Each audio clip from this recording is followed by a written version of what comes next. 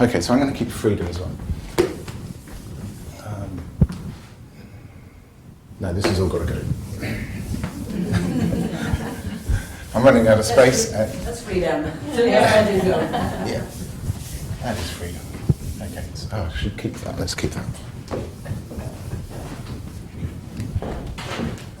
So there's the me. So let's say a man is physically attracted to a woman. Okay. In and of itself, does that inherently mean that he cares about her, or might he just be egocentric? Yeah, he might not care about her. He might just be she's physically attractive. I like, you get this. What's that you're suffering? I don't care. I'm just acting, of course. So, yeah, so there's a difference between love is compassion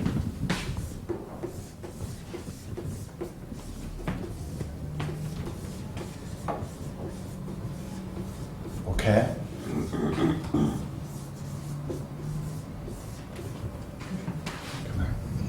Come down here.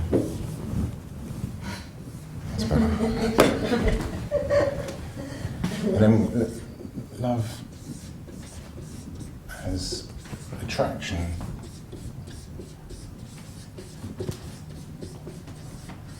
or liking.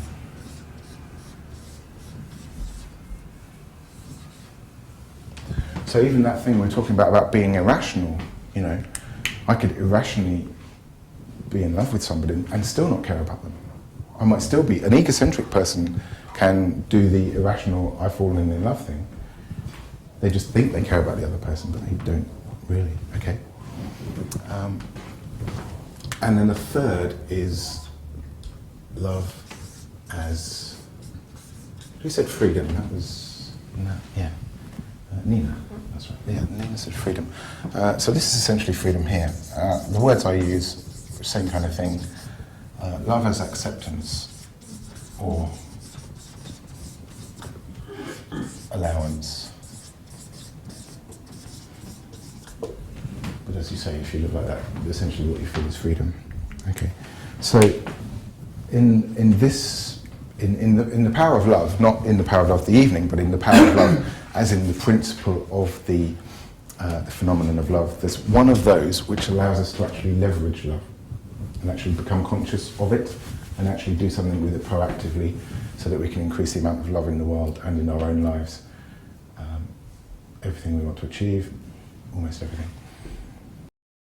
That clip is taken from the Power of Love lectures that I gave across Denmark and Sweden in 2014, most of which has been transcripted into Chapter 2 of the Kissing Consciousness Handbook. And if you'd like, you can get Chapters 1 and 2 for free by going to kissingconsciousness.com/chapters.